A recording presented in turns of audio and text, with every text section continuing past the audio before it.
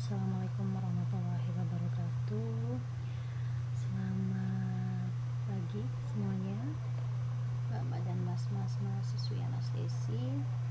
Bagaimana kabarnya hari ini? Harapan saya Anda masih semangat ya untuk kuliah PJJ, untuk mata kuliah anatomi fisiologis. Hari ini saya diberikan tugas untuk memberikan materi tentang keseimbangan asam basa ya. Nanti kita akan bahas apa itu asam, apa itu basa, kemudian bagaimanakah untuk gangguannya, apakah ada gangguan keseimbangan asam dan basa, kemudian bagaimana tanda gejalanya, bagaimana pengobatannya. Itu semua akan dibahas pada materi kita hari ini ya.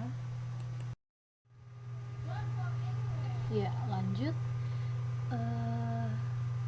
Yang pertama kita akan bahas adalah tentang asam ya. Jadi, definisi dari asam itu adalah zat yang dapat memberikan ion H+ ke zat lain, kita sebut sebagai donor proton.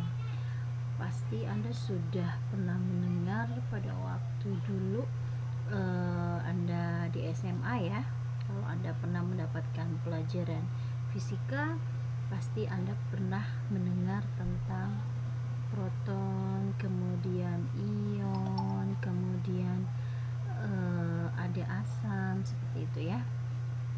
Kemudian di sini suatu asam dapat melepaskan proton yaitu ion H+ bila ada basa yang dapat menerima proton yang dilepaskan ya.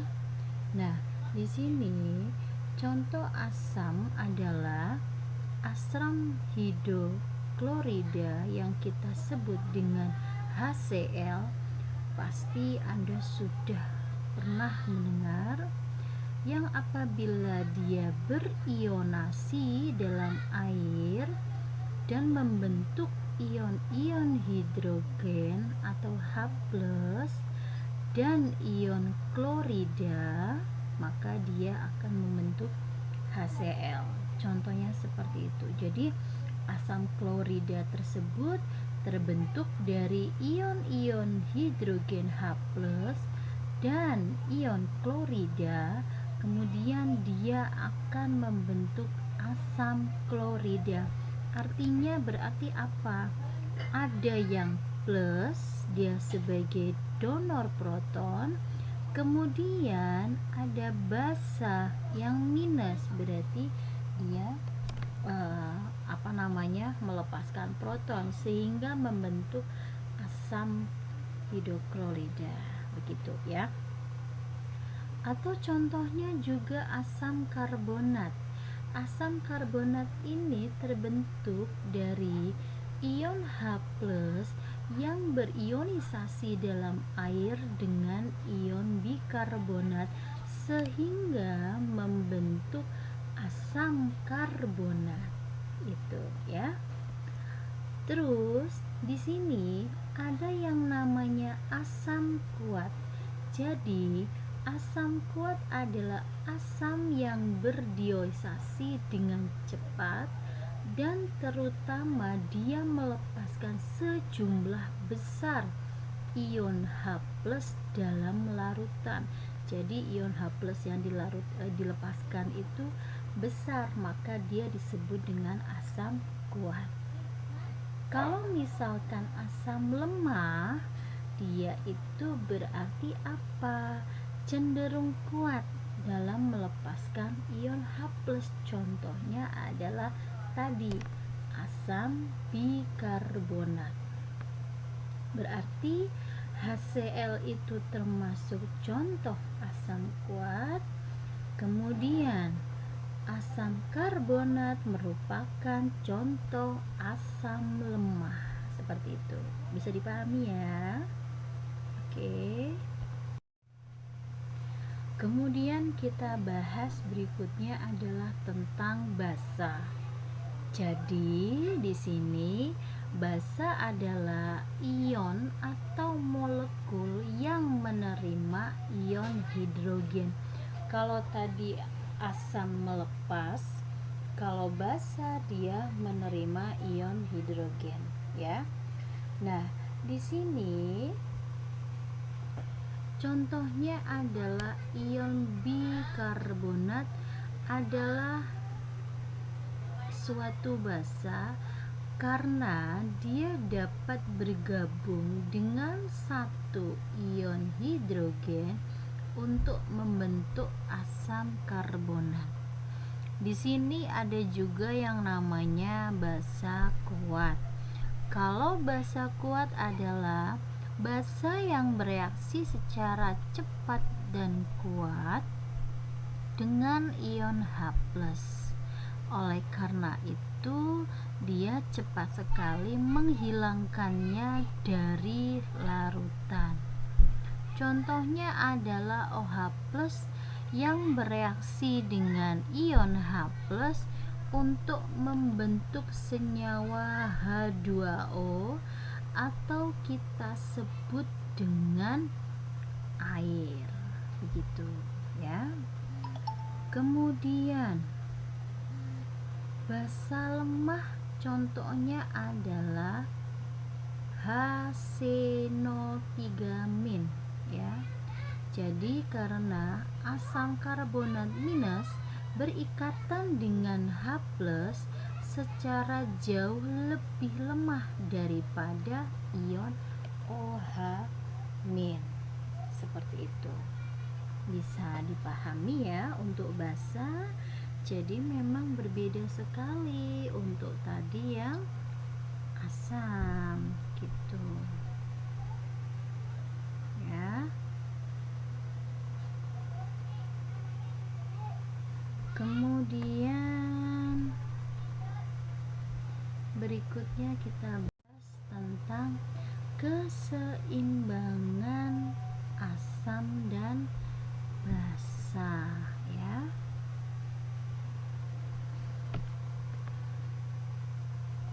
Keseimbangan asam dan basa ini dijelaskan sebagai suatu keadaan di mana konsentrasi ion hidrogen yang diproduksi setara dengan konsentrasi ion hidrogen yang dikeluarkan oleh sel. Jadi misalkan konsentrasi ion hidrogen yang diproduksi itu ada 2, berarti H2. Nah, maka konsentrasi ion hidrogen yang dikeluarkan juga sama, H2-. Itu berarti seimbang antara asam dan basa ya, seperti itu. Kemudian pada proses kehidupan, keseimbangan asam pada tingkat molekuler umumnya berhubungan dengan asam lemah dan basa lemah. Begitu pula pada tingkat konsentrasi H+ atau OH-. Ya.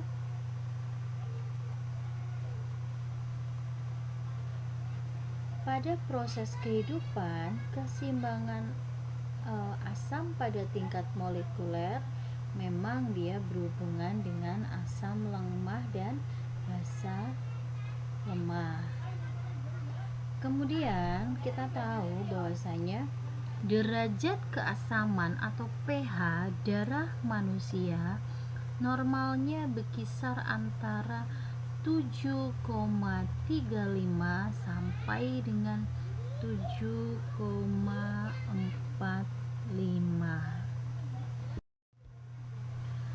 Tubuh manusia mampu mempertahankan keseimbangan asam basa agar proses metabolisme dan fungsi organ dapat berjalan dengan normal.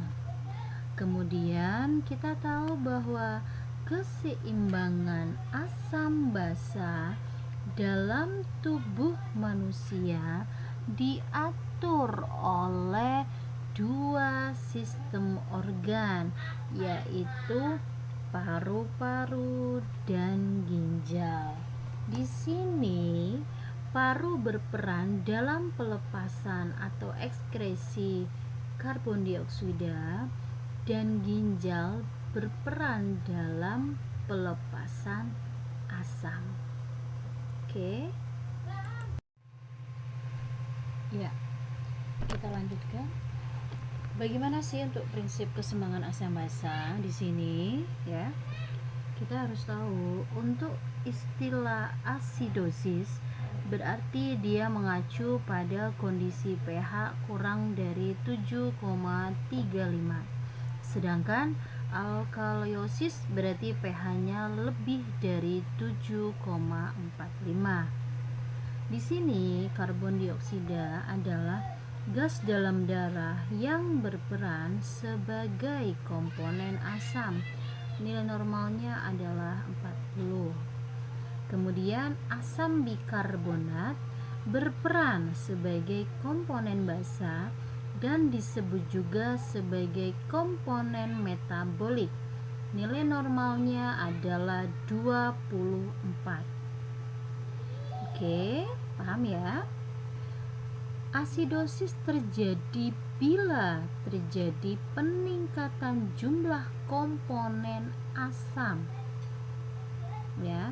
Jadi asidosis terjadi bila terjadi peningkatan jumlah komponen asam. Kalau alkalosis berarti terjadi peningkatan jumlah komponen basa. Jadi kebalikannya antara asidosis dan juga alkalosis. Bisa dipahami ya sampai slide ini ya. Oke, kita lanjut.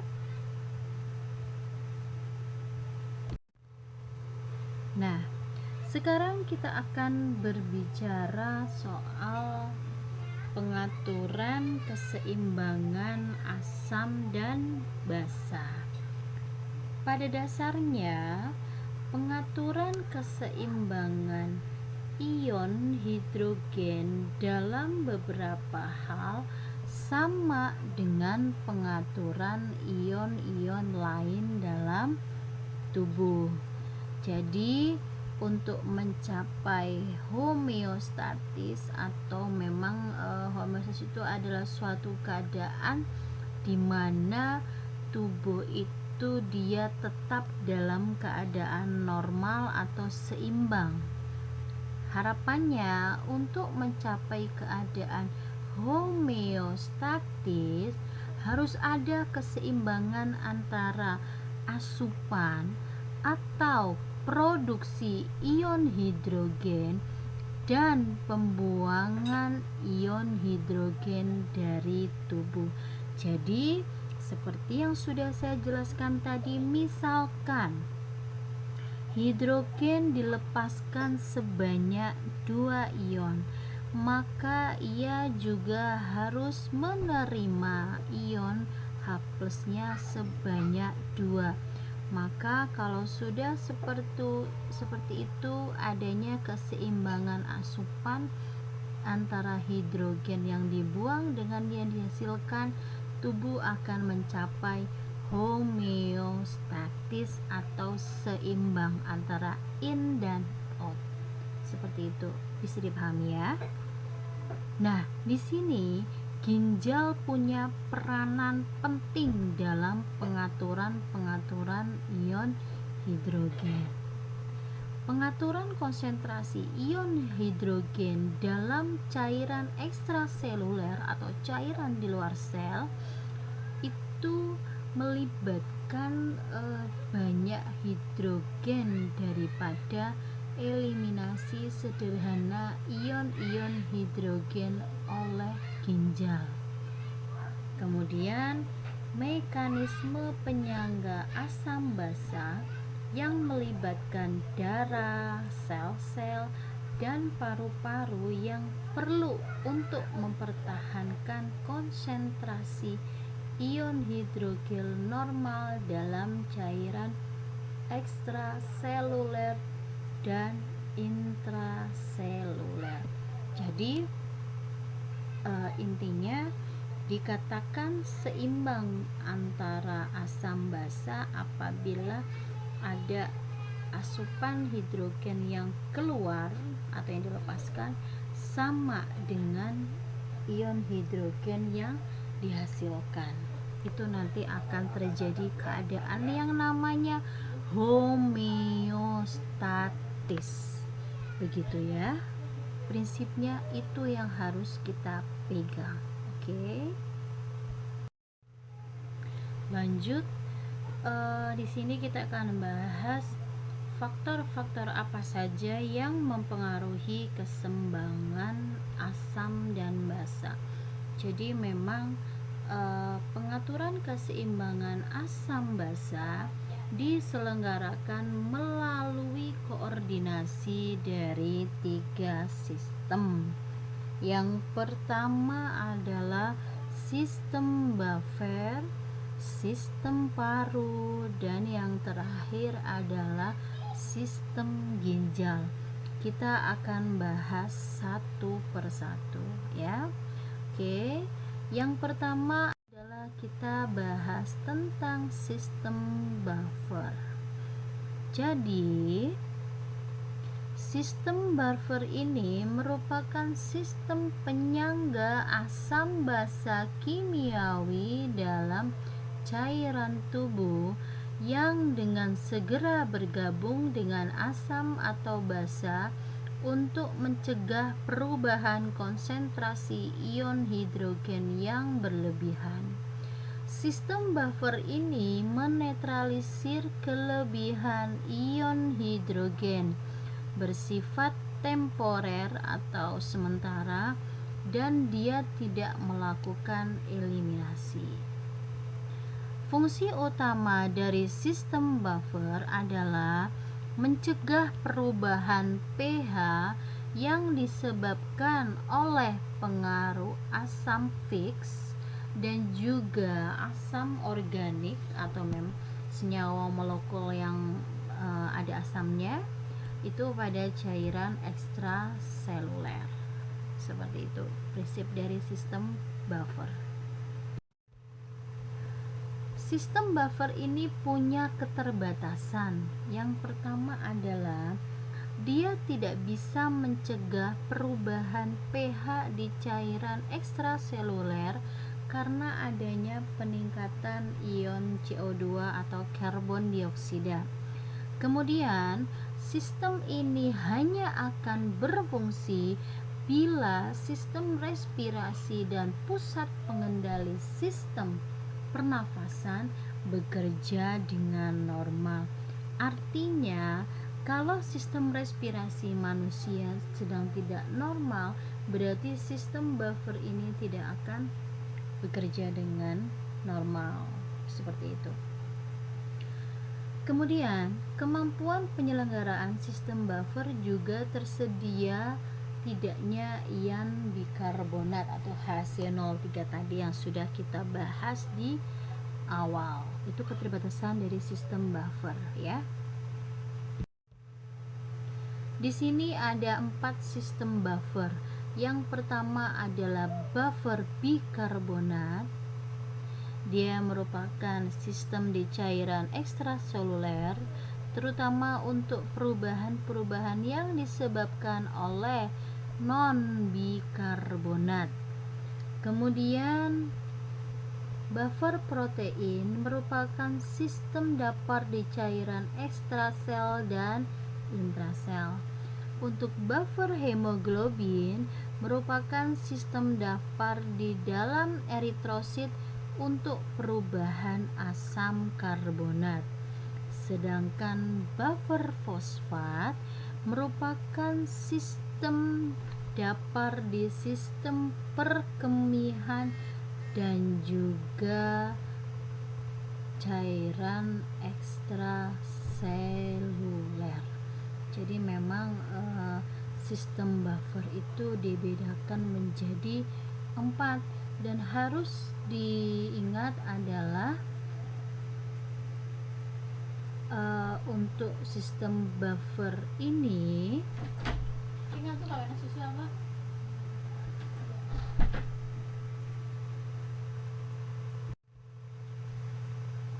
ya, untuk proses eliminasi itu dilakukan oleh paru-paru dan ginjal.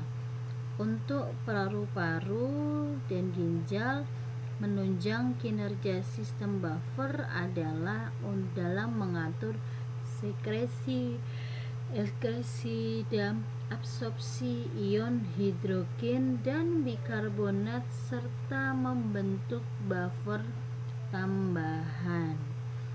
Kemudian, untuk jangka panjang, kelebihan asam atau basa dikeluarkan melalui ginjal dan paru-paru.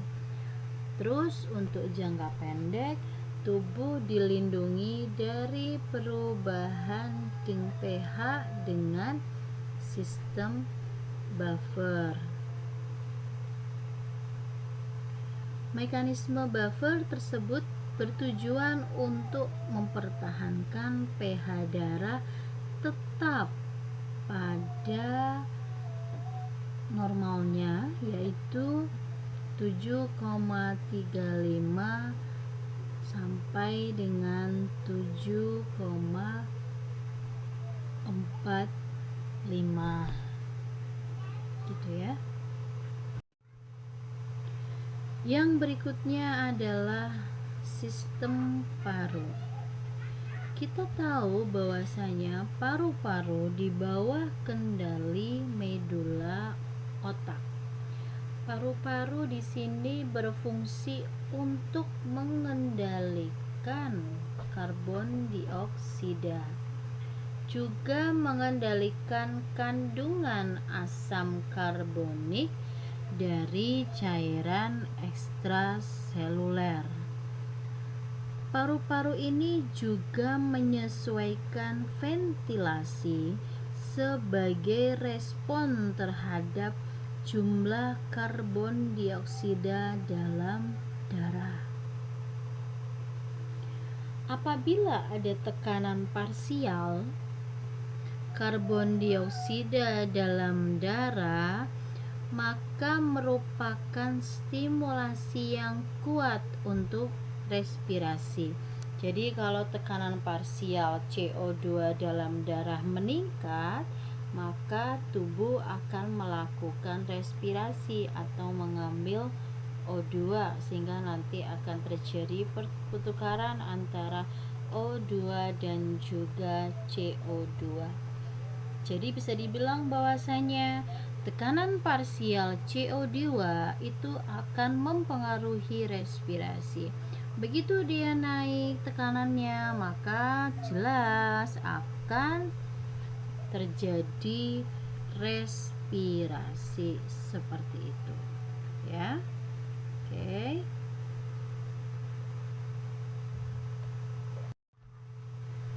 Pada keadaan asidosis metabolik, frekuensi pernafasan meningkat sehingga menyebabkan eliminasi CO2 yang lebih besar, sehingga asamnya itu tidak berlebih. Makanya pasti frekuensi kita akan meningkat seperti itu. Kemudian kalau misalkan pada keadaan alkalosis metabolik, frekuensi pernafasan diturunkan dan menyebabkan penahanan karbon dioksida, sehingga beban asam akan meningkat. Berikutnya adalah sistem ginjal. Ginjal ini berfungsi untuk mempertahankan keseimbangan asam basa. Ginjal ini harus mengeluarkan anion asam non-volatil dan mengganti HC03. Di sini ginjal berfungsi untuk mengatur keseimbangan asam basa dengan sekresi dan reabsorpsi ion hidrogen dan juga ion bikarbonat. Pada mekanisme pengaturan oleh ginjal berfungsi 3 sistem: buffer asam karbonat, buffer fosfat, dan juga pembentukan amonia. Di sini, ion hidrogen sangat reaktif dan mudah tergabung dengan ion bermuatan negatif pada konsentrasi yang sangat rendah. Ini berarti sistem ginjal.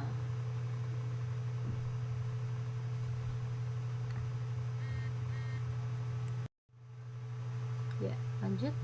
Produksi ion hidrogen sangat banyak karena dihasilkan terus-menerus di dalam tubuh. Ion ini berasal dari makanan, minuman, dan juga proses metabolisme tubuh ya.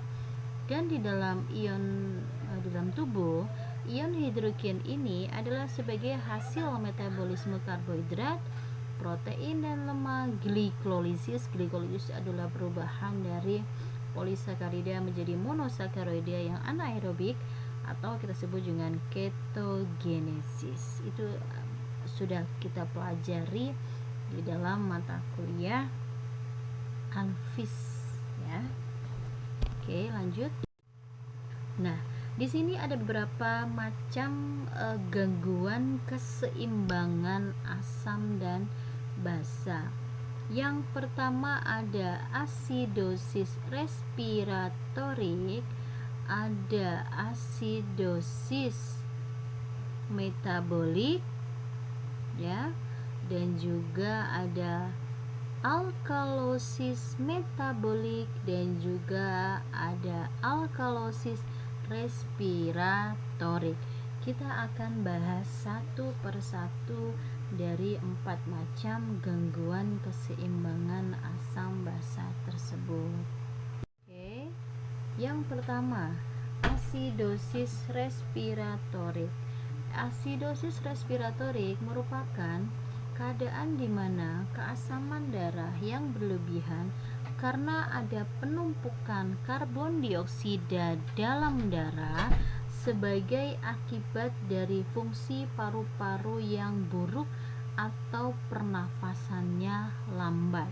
Jadi keadaan ini dikarenakan ada penumpukan CO2 di dalam darah.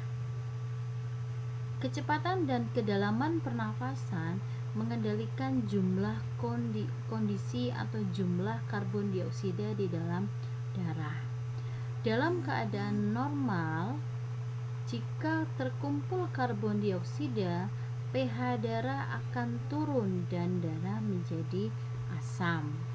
Tingginya kadar karbon dioksida dalam darah merangsang otak yang mengatur pernafasan sehingga pernafasan menjadi lebih cepat dan lebih dalam. Berarti intinya asidosis respiratorik berarti karena ada penumpukan karbon dioksida. Oke, lanjut. Nah, di sini yang perlu diketahui pada kasus asidosis respiratorik adalah dia akan terjadi pada penyakit pernafasan yang berat.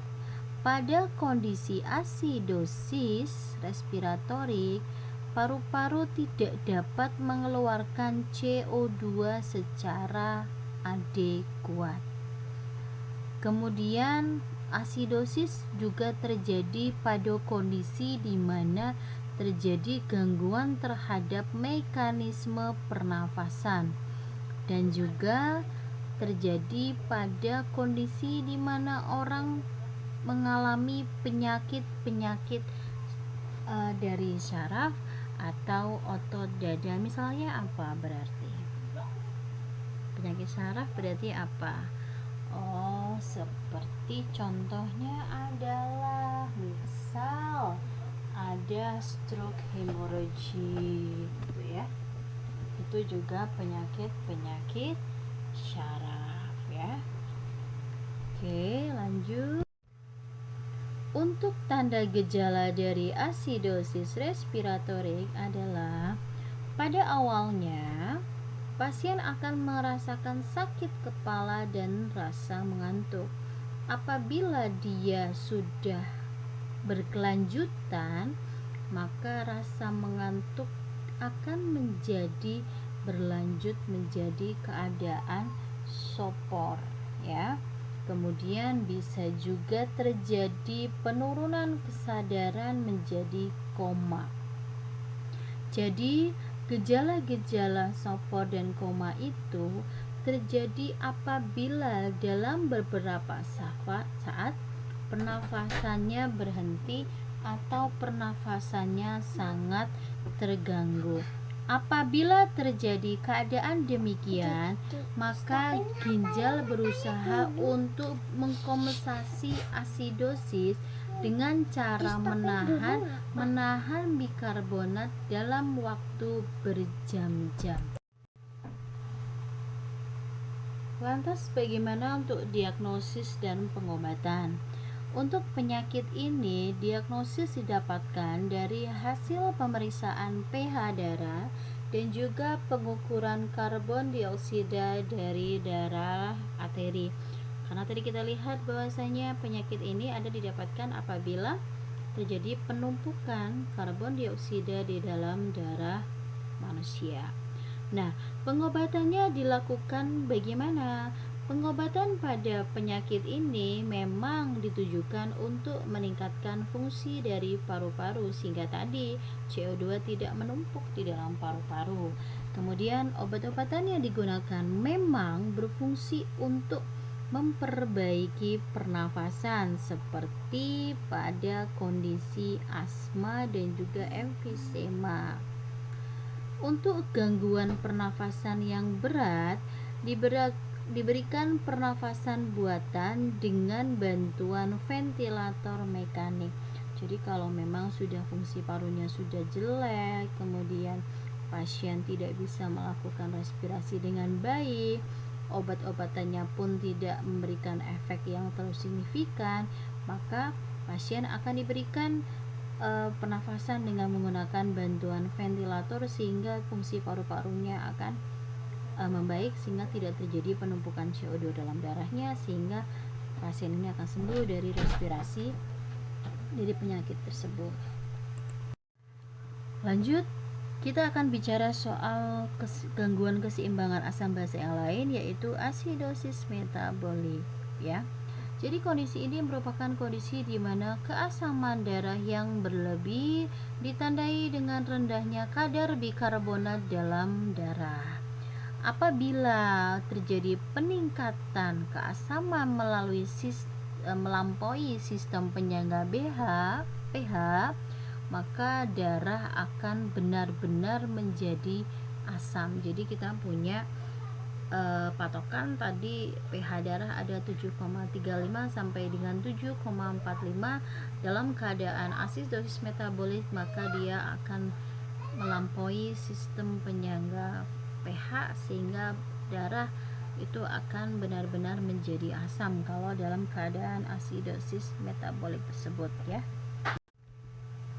Nah, di sini untuk patofisiologinya di dalam kondisi penyakit asidosis metabolik maka pH darah akan turun sehingga pernafasan menjadi lebih dalam dan lebih cepat. Sebagai kompensasinya di sini adalah karena pernafasan menjadi lebih dalam dan lebih cepat karena untuk menurunkan kelebihan asam dalam darah dan jumlah karbon dioksida turun. Sebagai kompensasinya, ginjal akan mengeluarkan banyak asam dari air kemih sehingga tubuh akan terus-menerus menghasilkan terlalu banyak asam.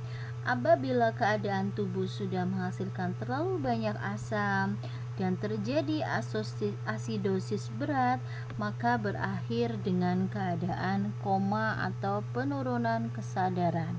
Itu berarti suatu keadaan di mana kalau tubuh terlampau banyak asam, ya, ditandai dengan ginjal itu dia memproduksi asam dalam air kemihnya. Kalau misalkan terlampau berat, maka terjadilah keadaan koma pada pasien. Seperti itu, ya. Penyebabnya apa? Yang pertama adalah adanya kelebihan produksi asam. Di sini pada asidosis diabetik atau asidosis laktat, produksi asam dapat melebihi kemampuan ginjal untuk absorpsi dan ekskresi ion H+. Yang kedua adalah karena kurangnya cadangan dapar. Kehilangan ion asam karbonat yang terbuang percuma melalui ginjal atau usus menyebabkan hipokarbonatremia dan asidosis metabolik.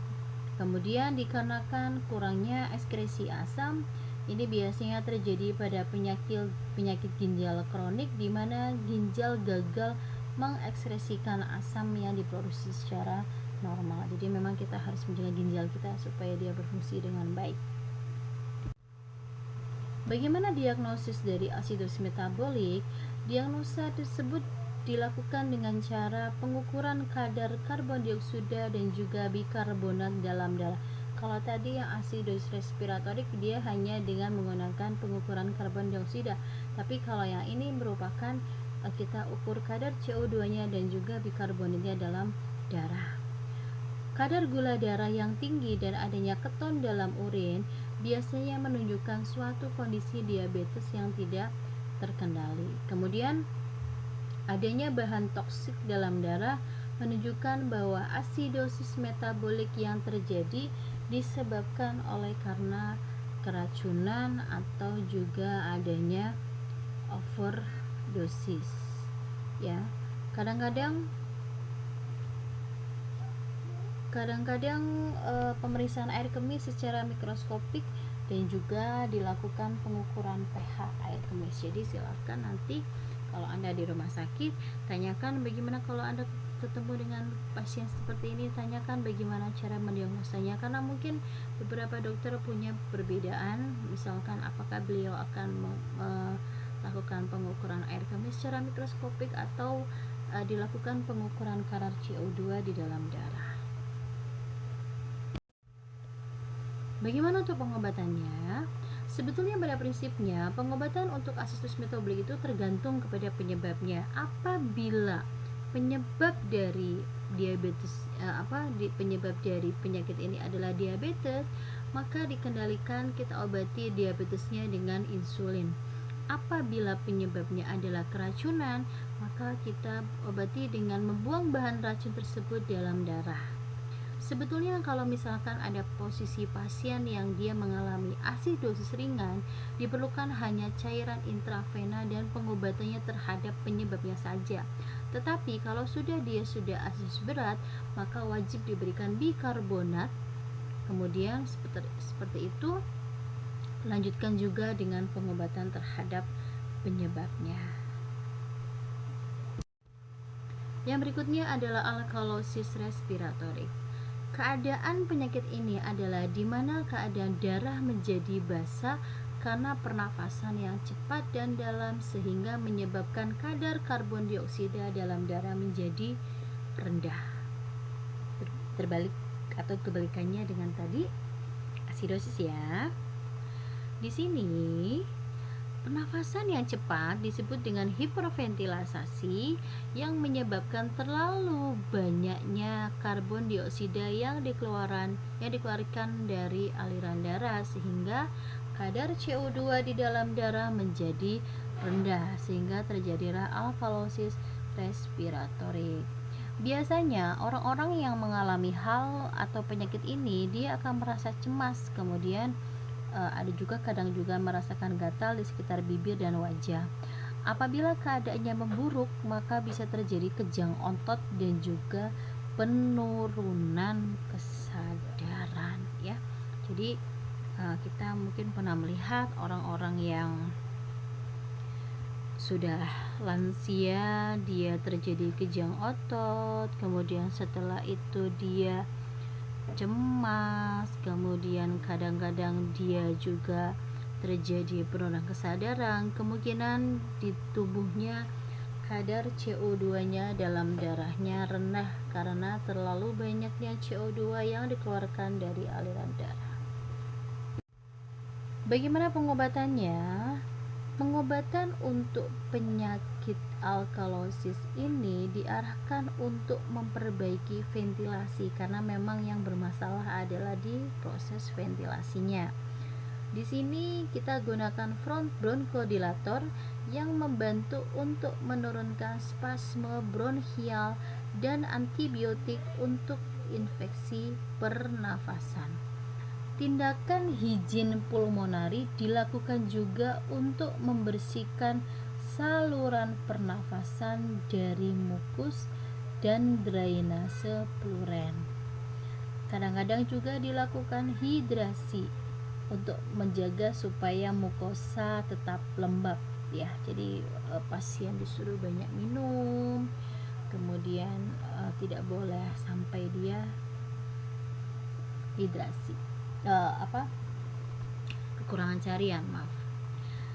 Nah, di sini ventilasi yang dilakukan itu memang berfungsi untuk memperbaiki ventilasi pulmonari sehingga kecepatan pernafasan normal dan jumlah CO2 yang dikeluarkan dari paru-paru itu tidak terlampau banyak sehingga kadar CO2 dalam darah normal, seperti itu.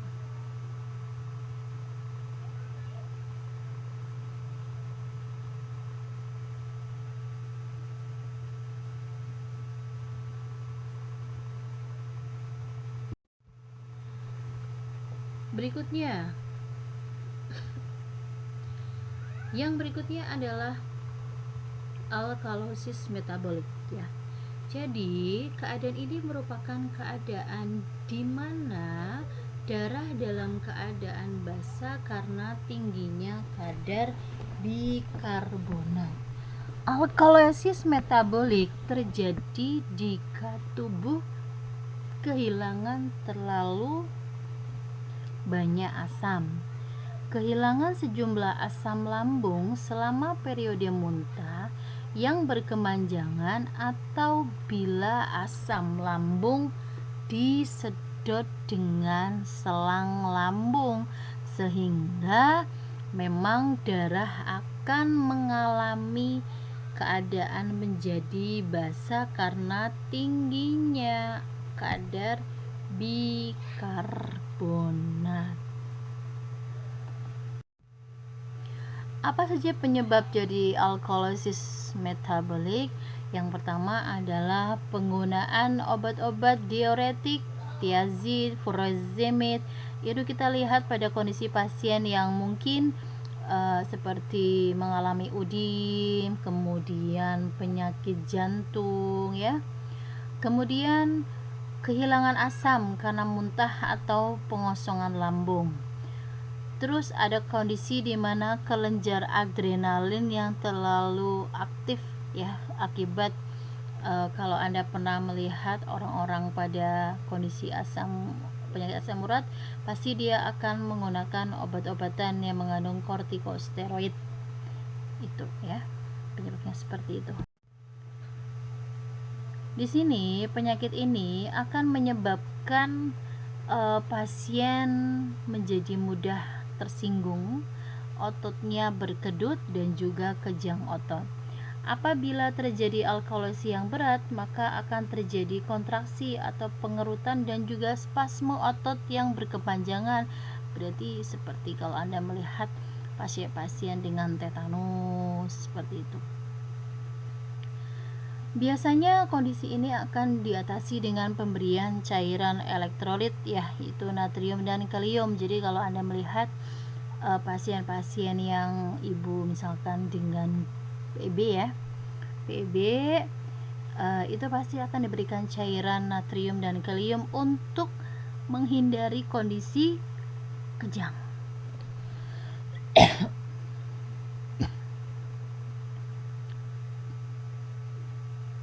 Kemudian kalau pada kondisi berat diberikan amonium klorida secara intravena, obatnya seperti itu.